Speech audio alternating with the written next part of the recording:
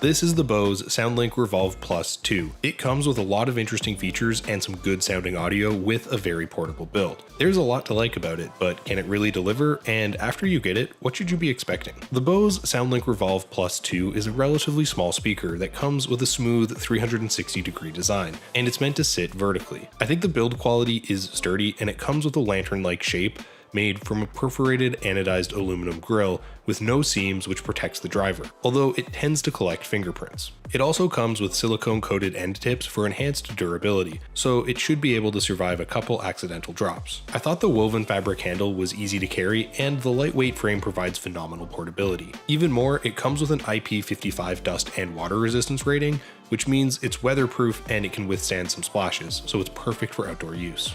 The buttons are found on top, and it gives you a range of controls, although I would have liked to see a more textured finish. You get a power button that also informs you of the battery level through a voice prompt, a Bluetooth button that notifies you which devices you're connected to, and plus-minus controls for volume, and a multi-purpose button that can control playback, skip tracks, and backtrack. This button can also answer and or decline phone calls, and you can hold it down to activate your voice assistant. Unfortunately, I thought the voice assistant performance was relatively poor.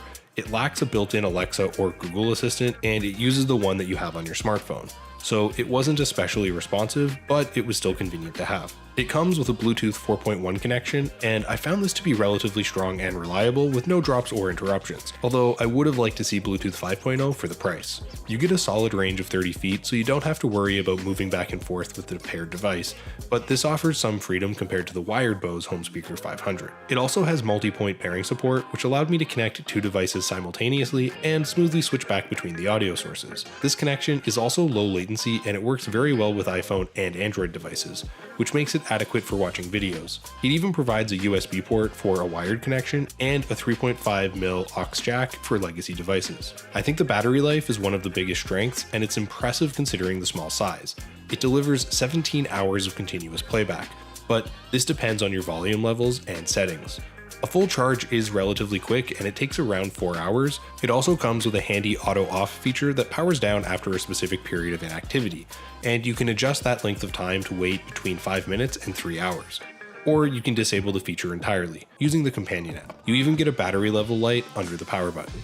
If you're enjoying this video and you learned something about the Bose Soundlink Revolve Plus 2, be sure to give the video a like. It really helps the channel. And if you're interested in updated pricing, be sure to check out the links in the description. It comes with a single downward firing transducer, 2 passive radiators to enhance the bass, and an internal deflector that provides an impressive 360-degree directivity, so the sound is uniform from most angles. The frequency response accuracy is respectable, and I thought it delivered a reasonably neutral, well-balanced sound profile. It offers a decent low-end response, although it does struggle to reproduce sub-bass level tones, and it might not be suitable for some genres. The mid-range response was crisp and distinctive, so vocals and guitars rang through clearly.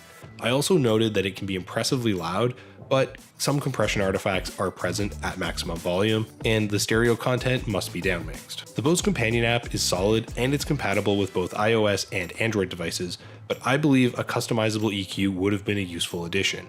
It lets you pair 2 speakers together to create a stereo setup for a more immersive experience, or you can enable party mode to pair with multiple speakers. So is the Bose Soundlink Revolve Plus 2 worth the money? Well, I think it's a solid option if you're looking for a Bluetooth speaker for around the house use. The Sonos Move is also a really great alternative Bluetooth speaker, and it comes with an automatic TruePlay technology and superior overall audio quality, but it's more expensive and it has an arguably inferior battery life. The Revolve Plus 2 performs admirably in a variety of audio content, but I think it'll only suit users wanting a portable speaker with solid sound. But that's just my opinion. Let me know your guys' opinions in the comments. For links to updated pricing on all of the items mentioned, check out the description. If you guys learned something or found this video helpful, be sure to give the video a like, and subscribe if you're new to the channel and you like short, informative tech videos. Till next time, I'll see you guys later.